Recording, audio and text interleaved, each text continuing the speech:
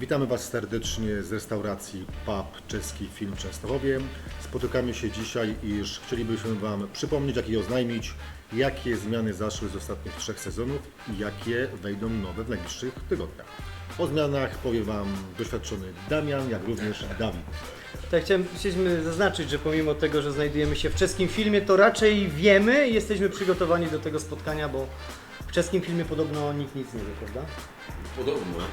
Dobra, no to Dawidzie, może zacznij Ty tak naprawdę od tematu, to co mamy zrobione. Słuchajcie, ja jeszcze 2 słowa wstępu. Wróciliśmy po przerwie wakacyjnej, pisaliśmy o tym, że właśnie w okresie wakacyjnym możemy troszeczkę zluzować, troszkę odpocząć. Być może taki okres będzie, nie wiem, przy okazji Świąt Bożego Narodzenia. Będziemy Wam oczywiście dawali znać, ale teraz póki co zabieramy się do pracy. Tak. Z bieżących rzeczy to co?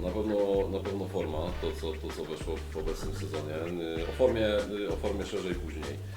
Przebudowa toru, możliwość zmiany nawierzchni, możliwość zmiany długości toru, no to już jakby myślę, że większość z Was zapoznała się z tematem dość wnikliwie. Mamy również zmiany nazwy turnieju IPS na SGP Supporter Grand Prix. Supporter Grand Prix, dokładnie tak. To tutaj Damian jeszcze dobrego wypisał. Tunerzy. To w planach. To w planach, A wiesz co, lista transferowa właśnie w związku z tym, że forma jest zmienna i morale są zmienne. Tak, lista transferowa, to w zasadzie czego żeście dawno oczekiwali, czyli wykazanie poziomu morali i poziomu formy. No i w sumie chyba tyle, tak, z tych najbardziej głównych. Myślę, że z najważniejszych rzeczy to tyle. Oczywiście, jak pewnie możecie zauważyć, są takie też kosmetyczne zmiany, jak na przykład dodanie przycisku transfery Tak. do boksu po kredzie. To jest też, czy też te zmiany czasem kosmetyczne wynikają z tego, co nam zgłaszacie, co piszecie, co jest potrzebne, no więc ten przycisk transfery to taka właśnie informacja, która się pojawiła. Więc to mamy gotowe, tak? Natomiast zanim sobie przejdziemy do tego, co się będzie działo na jesień, a propos zmian, to co mamy w planach w najbliższych tygodniach, to ja tak zacznę właśnie trochę nietypowo. Jasiu, jeździsz na rowerze, nawiążę trochę do tego. Jak się przygotowujesz do sezonu? Jak budujesz formę? Znaczy, no słuchajcie, to jak w każdym sporcie, im więcej trenujesz i uczestniczysz w zawodach, to Twoja forma oczywiście rośnie. Tak, te treningi muszą być systematyczne, żeby móc osiągnąć jakieś cele, tak? Więc drogi gracze, musicie często trenować.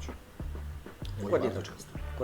Dokładnie tak. No, od treningu macie suwaki, macie raporty treningowe, w których możecie sprawdzać sobie przyrosty. Tak, dość szeroko poruszany temat na czacie wielokrotnie już, także myślę, że większość już zdaje sobie świadomość z tego, że talent adepta ma wpływ na jego przyrosty w trakcie meczu, w trakcie sezonu. No. Tak, no i będąc w temacie formy, bo ten temat się tam przewija na czacie, słuchajcie, co do zasady jakby wprowadziliśmy parametry, które obniżają formę, czyli na przykład brak jazdy w meczu ligowym. Obserwujcie po prostu, jak te zmiany następują. Tutaj warto też dodać, że forma buduje się w momencie, kiedy zawodnik będzie jechał, tak, w meczu ligowym, w turniejach par, w SGP, ale także podczas treningu, to co właśnie powiedział Jasio, tak? Czyli Nie będzie jechał, to forma będzie spadała. dokładnie Tak, tak. i tutaj to też warto zaznaczyć, bo tam jakieś... Jak nie będzie jechał w meczu ligowym, to Tak, tutaj, meczu ligowym. tak żeby Tak, pamiętajcie, to, że zawodnik nie jedzie w turnieju par, tak, bo go nie puszczamy, ani nie jedzie w SGP, nie powoduje spadek formy. Spada forma tylko przy meczu Tak, ligowym. ale temat jeszcze tych dwóch form tak naprawdę, bo to tam gdzieś tam dla kilku osób było to dość mocno niezrozumiałe, natomiast to funkcjonowało już wcześniej, tylko pamiętajcie o tym, że wcześniej tą formę mieliśmy cały czas na 100, tutaj nie było żadnych zmian. To co żeśmy wprowadzili tak naprawdę to jest spadek, natomiast przyrosty, które następują nie tylko w trakcie jazdy w meczu ligowym, czy w trakcie jazdy w samym turnieju par, czy SGP, czyli w tym Supporter Grand Prix, następuje również w trakcie każdego wygranego bądź przegranego biegu. I to tak naprawdę jest ta druga forma, o której mówiłem, która może być dla Was nie do końca zrozumiała, ale to nie jest parametr, który my dodatkowo wprowadzamy do gry. On cały czas był, on cały czas funkcjonował, natomiast z racji tego, że forma była ustawiona na 100%, no nie widzieliście go, on nie funkcjonował, on dopiero zaczyna funkcjonować. My też się go uczymy i też jakby staramy się dostosować go w taki sposób, aby był dla każdego korzystny i każdy mógł rozwijać się w taki sam sposób. Zgadza się, w ogóle to ja może, bo panowie dołączyliście w trakcie, tak? Ja od samego początku pamiętam, jak po przejęciu tej gry nic nie dodajemy, o czym nie wiedzielibyście, tak? Czyli to co powiedział Dawid, w ogóle cechy zawodnika, tak? O czym też powiemy a propos zmian, ale cechy, presja, agresja czy przywództwo tak naprawdę wpływają na zawodnika, na jego rozwój, jazdę, punkty i tak dalej, tylko są to tak znikome póki co wartości, że wy tego nie odczuwacie. Natomiast, no właśnie, jednym z planów, który mamy na tą jesień, to jest właśnie zmierzyć się z cechami zawodnika. To są cechy zawodnika czy jego atrybuty, tak? Chodzi o presję, agresję, lojalność, przywództwo. Natomiast wracając do tego tematu związanego właśnie z formą, związanego z parametrami, cechami, atrybutami, to w grze jest, tak? W większym bądź mniejszym zakresie wy to widzicie, odczuwacie, ale chcemy zrobić tak, żeby faktycznie profesjonalizm wpływał realnie na profesjonalne podejście zawodnika do tego sportu, czyli do zawodnika w Speedway Manager, jak i presja i agresja, prawda? Bo no jakby w sporcie nie da się ukryć, profesjonalizm ma duże znaczenie. Jasiu, bo ty jesteś profesjonalistą, też w naszym teamie Jasiu jest naprawdę mocnym profesjonalistą. Ja nie Względem biznesowym tak. Jasiu tutaj nie ma ale co nie jestem mówić. profesjonalistą odnośnie tego, co... nie jestem profesjonalistą w swojej pasji, jestem amatorem, prawda? No, ale wiadomo, że przy amatorce też jest jakaś rywalizacja, która kusi i żeby być lepszym, no tak już Dawid wcześniej powiedział, trzeba trenować i też trzeba być odpornym na presję czy agresję. Dokładnie tak. Znaczy ja bym podniósł tu tylko jeden argument akurat i tu pozdrawiam chłopaki Częstochowska, Końska Watacha, bo miałem wczoraj okazję uczestniczyć w tak zwanym reszcie, czyli można powiedzieć, że jeździe, która odpowiada za końcówkę sezonu, gdzie oni naprawdę dość mocno zwalniają. To są profesjonaliści, właśnie mi przekonałem się o tym wczoraj. Także pozdro chłopaki. Mi się wydaje, Tak, pozdrawiamy że Końską Watachę, trzeba to powtórzyć. grande robota, naprawdę. Ale Trzeba tak, powiedzieć, naprawdę. że dla nas po prostu Końska Watacha to są poważni profesjonaliści, zawodnicy, którzy, kurczę, no jeżdżą kilka tysięcy kilometrów, umówmy się, no jednak trzeba mieć jaja, żeby takie kilometry robić, no nie bójmy się tego słowa użyć. Okej, ale... mieli okazję, sprawdźcie na Facebooku. Częstochowska Końska Watacha. Pozdrawiamy jeszcze raz panowie. Tak, pozdrawiamy, dzięki bardzo. No i słuchajcie, przejdźmy sobie do tego, co mamy w planach na tą jesień. A więc generalnie rzecz biorąc temat związany z tunerami i z silnikami, czyli zamienimy te motory w końcu na tunerów. Tak, to na pewno tak. Tam co więcej Wam powiem, jeżeli już jesteśmy przy parametrach, to pogoda i nawierzchnia mają wpływ na zużycie toru, na zużycie opon, mają wpływ na zużycie silnika. W ogóle jak w realu, nie? Też tor ma przecież wpływ na zużycie silnika, Normalna prawda? sprawa. Tak? No dokładnie. No, więc automatycznie im pogoda, czyli tak, generalnie pogoda, nawierzchnia toru, nawet długość będzie miał wpływ na to, jak, nie wiem, będą się nie tyle jak będzie się zużywał silnik, ale także inne pozostałe podzespoły. Więc to będzie temat dość obszerny, z którym mamy zamiar się zmierzyć właśnie tej jesieni. Pewnie będzie on wdrażany etapami, żeby nie zrobić wszystkiego naraz i żeby też trochę nie wprowadzić zamieszania w Waszej rywalizacji. Kolejna kwestia, wspominaliśmy o cechach charakteru, że chcemy je właśnie Wam trochę bardziej powiązać, w sensie trochę podkręcić tamte wartości, które są w grze założone, tak żebyście odczuwali, na czym to polega. Oczywiście taka informacja się pojawi. Co jeszcze, Dawidzie, przychodzi Ci do głowy, co do zmian, o Czy na których pewno rozmawialiśmy? statystyki, tutaj Black Boy, pozdrawiam również, bo Ty przede wszystkim o to ciśniesz dość mocno. Także na pewno statystyki, kwestia tego, czy one wejdą w tym nadchodzącym, czy w kolejnym sezonie, to jest tak naprawdę temat do ustabilizowania, że tak powiem. Tak, no nie chcemy deklarować terminów. Na pewno chcielibyśmy jedną większą zmianę wdrażać co sezon. Natomiast na przykład statystyki ligowe dla U24, tak? Wprowadzić to na dany konkretny sezon, ale czy to będzie 51, tego nie wiemy. Więc jakby jak widzicie, same wyzwania są ambitne, bo tak naprawdę brzmi to dość prosto. Powiążemy sobie cechy, zrobimy tunerów, silniki i do tego statystyki. Natomiast za tym stoi naprawdę kawał roboty, nad samą formą przesiedzieliśmy nie jeden tydzień, żeby to odpowiednio rozgryźć. Natomiast oczywiście, jeżeli byłyby jakiekolwiek, nie wiem, większe bądź mniejsze zmiany wprowadzane, będziemy za każdym razem Was o tym informować. Tak jak na bieżąco, no wszystkie nasze kanały, social media, lajkujcie, udostępniajcie, jeżeli możecie, bo to dość rzadko o tym mówimy. Damian tam często SM Newsy czy SM Akademia wpada Wam na YouTubie, natomiast fajnie jakbyście zostawili lajka, subskrypcję, mega na procie. Tak, to nam bardzo, bardzo pomaga. Jasiu, ale oprócz jeszcze spraw związanych z grą, mamy jeszcze działania marketingowe. Podzielisz się 2 słowa, co To mamy znaczy, w planach oczywiście, bo to nie są Słuchajcie, deklaracje. już wiemy, że już sezon żużlowy się skończył. Natomiast chcielibyśmy jeszcze w najbliższych dniach zrobić wywiad z naszymi ambasadorami. Gdzie to będzie, to jeszcze nie wiemy. Dowiecie się w najbliższym czasie. Natomiast czekają Was niespodzianki w przyszłym roku, w 2024, ale to już powiemy Wam kiedy indziej.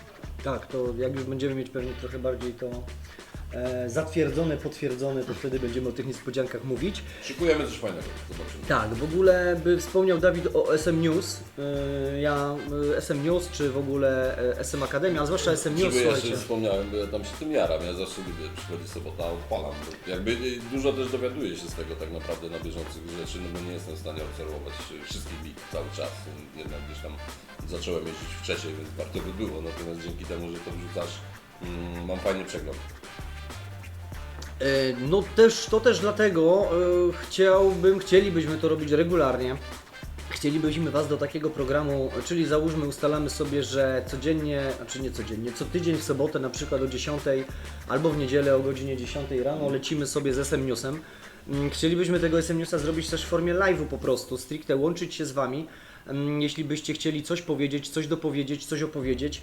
W ogóle zapraszamy Was, jeżeli ktoś czuje jakąś taką nutkę, nie wiem, redakcyjną, tak? Możemy o tym powiedzieć, Pewnie, nie? że Redakcyjną. Tak, gdyby też miał Tak, żeby ochotę. stworzyć portal, redakcję Speedway Managera, gdzie właśnie będziemy omawiać mecze, komentować, puszczać na żywo w różnej formie. Zauważcie, bo i mamy mecze na żywo, gdzie są komentowane, ale jest też mecz na żywo. Ostatnio puszczaliśmy chyba zawody SGP, w zasadzie jeszcze stare IPS-y, bez komentarza, prawda? I to też całkiem spoko wyglądało. No puszczamy to po to, żeby, słuchajcie, pokazać tą grę światu tak naprawdę, bo no mamy taki, to się mówi, feedback, czy taką zwrotkę, że naprawdę robota idzie w dobrą stronę i mamy naprawdę cholernie bardzo duży potencjał i chcemy go wykorzystać.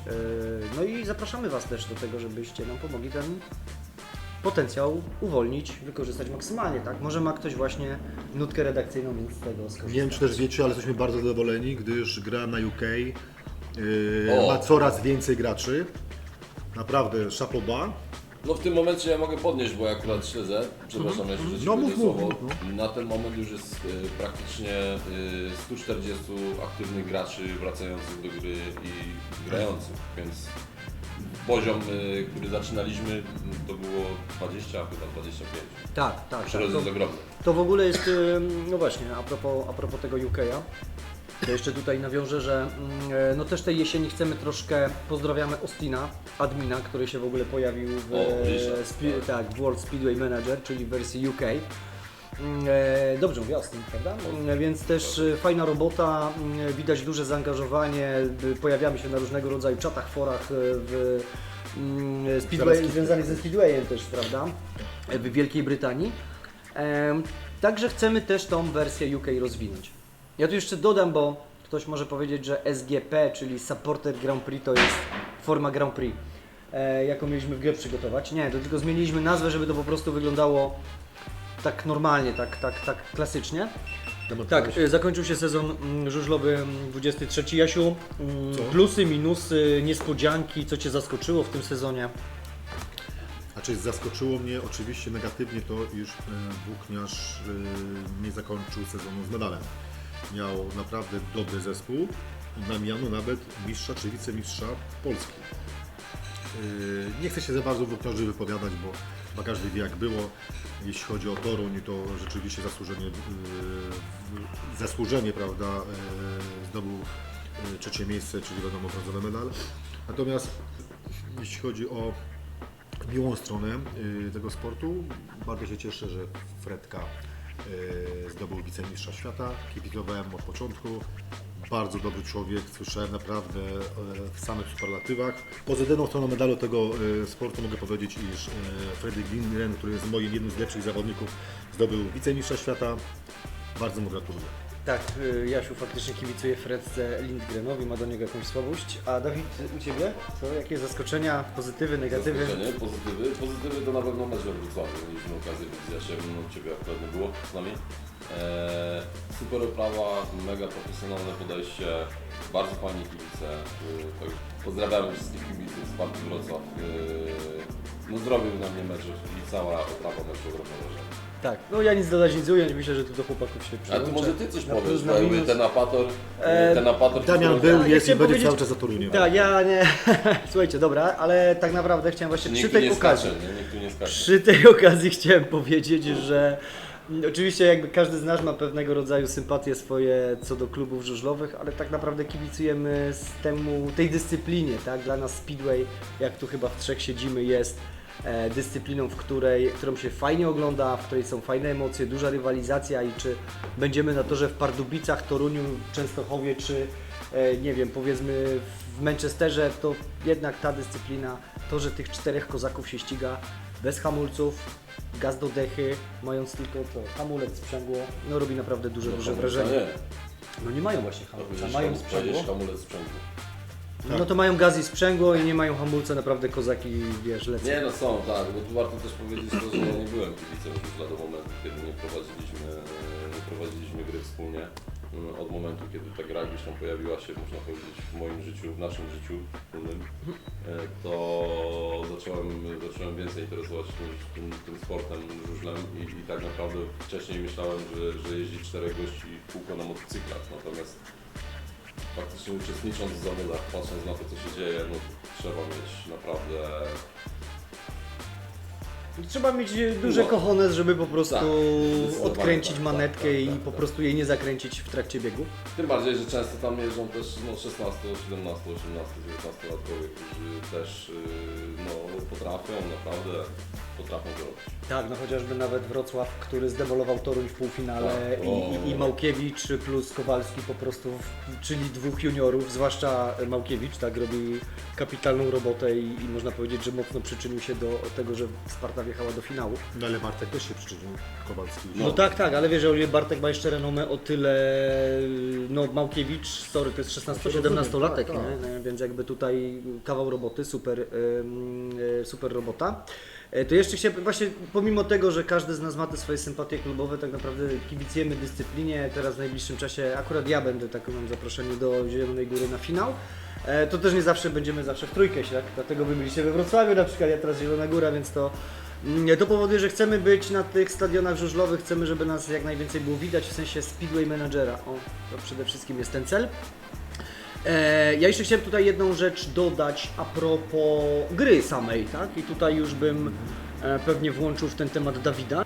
Dawid, bo jakby wielu graczy może zaobserwować, wjechałeś do trzeciej ligi, utrzymujesz się w tej trzeciej lidze Speedway Managera, utrzymałeś się, tak? No Utrzymałeś tak, się. no. I teraz jakby Pierwsze wiecie, miejsce w juniorach.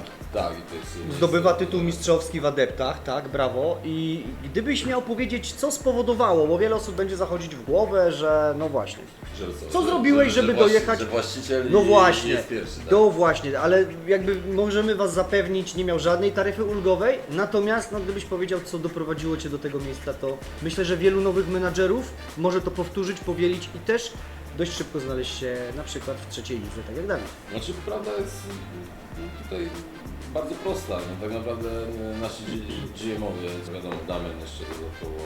Również podpowiadał i pozwolę sobie Tak, wtrącić tak. i doszliśmy do wniosku, że damy szlaban Dawidowi na podpowiedzi. Tak, dostałem tak zwane embargo, no ale to przede wszystkim spowodowało, że jestem w miejscu, w którym jestem. Tak naprawdę czytanie raportów treningowych, zwracanie uwagi na to, jakie parametry zawodników, w jaki sposób się stosują na też przeciwko innym zawodnikom. To analiza, stricte analiza, tak? No, Tak, ale wiadomo, też, że trzeba poświęcić na to trochę czasu. Też pytania, prawda? Bo ja, słuchajcie, tutaj były pytanie ze strony Dawida, tak? Czy takiego adepta, czy innego na przykład wziąć do swojej szkółki, to jedna z kwestii, tak? Co robimy z taktyką? Ja pamiętam, jak rozmawialiśmy na temat tego, kiedy wybieram doświadczenie, a kiedy wybieram szukanie ustawień, jeżeli chodzi o jazdę na torze. Więc jakby, wiecie, generalnie każdy z Was, Też kto prawda będzie jest pytał... taka, że Dawid to się wczuł w rolę tego udacza. On codziennie zawsze rozmawiał z Game Masterami. Pomóż mi tym i w tym, naprawdę, bo pewne informacje nie ma w przewodniku. To też trzeba też pomyśleć na logikę, co zrobić, prawda, tak. żeby jakoś te wyniki osiągać. A Dawid był zawzięty, zawsze mi mówił, że kiedyś będę w tej trzeciej, no, w trzeciej lidze, mówię, nie mówił, że w pierwszej oczywiście, żeby tam nie było, że już będzie, prawda, w tym sezonie w pierwszej. Natomiast on zawsze mówił, znaczy zawsze, odkąd grał, prawda, że Janek, zobaczysz, będę w trzeciej lidze, a w juniorach będę pierwszy. No rzeczywiście, no jest w juniorach, znaczy no ma na tą chwilę jeszcze pierwsze miejsce, z tamtego sezonu, dobrze podałem, mówię? Tak, 49. No a w trzeciej Aktualny lidze się mistrz. zajmuje, a w trzeciej lidze się znajduje, tak? Chociaż już sam mówi, że już jest bardzo ciężko, tak?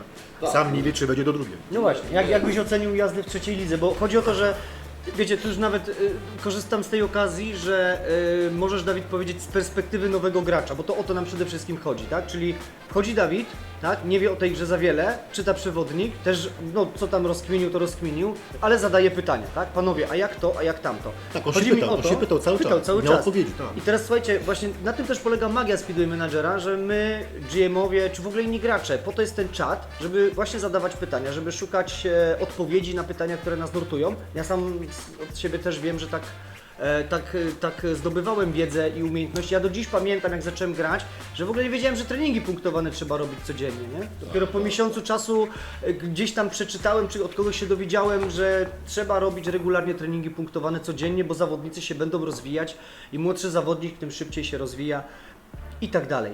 Dawid, no właśnie, jakbyś miał taką swoją drogę tutaj do tej trzeciej ligi opowiedzieć pokrótce, ale bardziej chodzi mi o to, jak już Ci się rywalizuje na etapie trzeciej ligi, nie? No to są, no, jeżdżę z zawodnikami, którzy jeżdżą, niektórzy nawet od pierwszego sezonu, od momentu, kiedy powstało. Chodzi Ci o menadżerów, tak? Tak, mówię o menadżerach teraz, z ogromnym doświadczeniem, na pewno co, no musiałbym tutaj zdradzać tajniki, ale myślę, że to nie będzie niczym strasznym, jak powiem, że przeprowadzanie sparingów na różnych nawierzchniach, ustawienie zawodników różnych par. Ktoś, kto jeździ ze mną w lidze, to na pewno widzi, że ja tych sparingów robię masę. Myślę, że dużo więcej niż pozostali. Trzeba zwracać na wszystko uwagę, trzeba zobaczyć, czy zawodnicy przeciwnika mają ulubioną nawierzchnię zwykłą, normalną, czy grząską, czy twardą. Jaki mają poziom wyszkolenia technik, tak? Technik jazdy, technik startu, technik jazdy w parach. Przepraszam, że się wtrącę, a dobierasz, ustawiasz parę swojej drużyny pod przeciwnika? Tak, ale Czy nie analizujesz zawsze. przeciwnika, jak jeździł w meczach Znaczy, na jeżeli przykład? widzę, że sparingi wychodzą na remis albo są blisko remisu, to tak naprawdę wtedy zaczynam wchodzić głębiej, patrząc na umiejętności zawodników i tego, w jakich parach jeżdżą. Natomiast jeżeli te sparingi już wychodzą mi na poziomie doboru nawierzchni, tylko to jakby to jest tylko i wyłącznie luźna moja analiza, to nie wchodzę głębiej. No wiadomo, wiem jakich mam najmocniejszych zawodników w składzie, wiem kim dysponuję. I tutaj, jeżeli wtedy nie domagają ich umiejętności, to wtedy zaczynam rotować. Tak. Natomiast no wiadomo, kapitan też jest mega istotny. I to jesteście w stanie sobie zauważyć. Pojedźcie z kapitanem na sparingu doświadczonym, który ma wysokie przywództwo. Pojedźcie sobie też z kapitanem na przykład w wieku 19 lat, który również może mieć wysokie przywództwo. Zobaczcie, że te sparingi, ich wyniki będą diametralnie inne. Okej, ale uważasz, że ten doświadczony jako kapitan będzie lepszy od tego niedoświadczonego jako kapitana? Tak. Tak? Tak. No, ja widzę, zdradzę, że... Znaczy, to jest kwestia też, bo to tylko, nie tylko przywództwo, tak? To pozostałe cechy charakteru też mają znaczenie. To jest pytanie, czy ktoś jeździ na presji, czy ktoś jeździ na agresji, większej, tak? mniejszej, tak. Tutaj jakby zakres tych możliwości, mimo tego, że tych parametrów nie jest wiele, kombinacji jest naprawdę sporo. Ale każdy szczegół jest ważny. Tak, każdy szczegół jest ważny, może się wydawać, że coś jest nieistotnego i tam wiele słyszałem też takich opinii, że taktyka nie działa w trakcie meczu. Totalna bzdura. To pytanie tylko, czy ją ktoś dobrze stosuje, bo to jest też bardzo istotne. Tak? To nie jest sztuka ustawić wszystko na agresję i na maks. To jest też kwestia tego, czy na przykład wasi zawodnicy są z nawierzchni normalnej, przeciwnika są z nawierzchni twardej. To wszystko ma znaczenie. Tak, nawet ma to znaczenie, czy będziecie jechali na doświadczeniu, czy będziecie jechali na szukaniu ustawień, prawda, jeżeli chodzi o taktykę. Także nie można odwzorować 1 do 1. Powiem Wam więcej. Ja w ogóle zaczynając też grę, głównie miałem ustawione te parametry na normalne. Nie wiem, ja się próbowałeś na presję albo agresji kiedyś jechać? Czy jeździłem na presję, Jeździłeś. na agresję, tylko na agresję wiązało się to, że moi zawodnicy często popadali w kontuzję. No właśnie. I teraz wiecie, ale przyszedł taki moment, kiedy ja i z tej normalnej takiej taktyki też wszedłem w presję i agresję wysoką. Natomiast już od jakiegoś czasu znowu z niej szedłem, bo znowu z niej zszedłem, jakby nie zawsze ją stosuję albo stosuję ją wybiórczo. Dlatego, że właśnie no, niekoniecznie ci sami zawodnicy na tej samej taktyce w jednym sezonie pojadą świetnie, ale w kolejnym sezonie już pojadą beznadziejnie, więc jakby to trzeba sprawdzać i obserwować. Praktycznie co sezon należy się do tej gry przygotować jakby na nowo, albo na nowo przygotować zawodników, pary, no i szukać przede wszystkim rozwiązań. Pamiętajcie też proszę jeszcze tutaj jedna rzecz, obciążenia, intensywność, prawda? To też ma znaczenie. Im większe obciążenie, niekoniecznie duże obciążenie będzie korzystne dla zawodnika i na odwrót, niekoniecznie niższe obciążenie treningowe będzie dla niego korzystne. Nawiązując do bieżących tematów, nie zdziwcie się, bo obciążenie treningowe wpływa na formę zawodnika. To jakby... Tak, nie wiem czy pamiętacie, mówiliśmy nieraz w trakcie, że jak łapie ktoś literki, kontuzje i tak dalej, to być może jest za duże obciążenie. To jest jeden z powodów, nie że to jest ten jeden właściwy główny powód, to jest jeden z powodów. I to jest, tak? No Więc... występuje, normalnie Tak, jest występuje. zapisane w kodzie, natomiast to nie jest rzecz przewidywalna, tak? To jest kwestia też składowych innych elementów. które- Powiem dokładnie, ostatnio nawet dywagowaliśmy przy okazji formy tutaj, nie formy, już nieistotne, kolejnych cech jakby, że są pewne losowe wartości, Tak. które zostały zaszyte w kodzie, czyli powiedzmy sobie, nie wiem, jeden zawodnik będzie miał, nie wiem, kurczę, no nie mogę przykładu w tym momencie podać. Do tego, że są te, że tam była wartość, pamiętasz, jakiś tam parametru 0,911 i on wypadał losowo, 0,91 Tak, albo tak, 1,1, nie? I teraz słuchajcie, my nie chcemy tej losowości w pewnych zdarzeniach zmieniać, bo to poniekąd będzie pewnie stanowiło o przewidywalności. Ale chodzi mi o to, że w kodzie są też pewne rzeczy losowe, a więc nie da się czasem 1:1 przenieść wszystkiego z jednego klubu do drugiego, tak? Trzeba Znaczy, to nie podpatrywać, da się, uczyć się, ale tak. wiesz, to co zadziała u Ciebie, nie zadziała u mnie po prostu. Ale to nawet może wynikać z powodu tego, że mamy różnych przeciwników w swoich ligach. A to już jest osobna To jest sprawa. jakby, tu wiecie, to kombinacji... Zmiennych jest już tyle, że... Tak, zmiennych jest naprawdę bardzo dużo i to nie jest tak. Zresztą pokazał to zeszły sezon, no Piotery, pozdrawiamy. Tak, pozdrawiamy Cona, Wpadł do grande robota. Wpadł do pierwszej ligi i gościu pozamiatał tak naprawdę, no nie oszukujmy się. No. Wjechał pierwszy raz do pierwszej ligi, zdobył tytuł mistrzowski, Tak, więc cześć. pozdro i gratulacje, szacun. Tak, gratulacje. Masz szacun naprawdę, No drapaliśmy się w głowę, czy to faktycznie się zadzieje. Oczywiście każdy też poniekąd kibicował, bo im większa rotacja tych mistrzów, a w ostatnim okresie czasu tam 2-3 kluby się chyba mocno przewijały.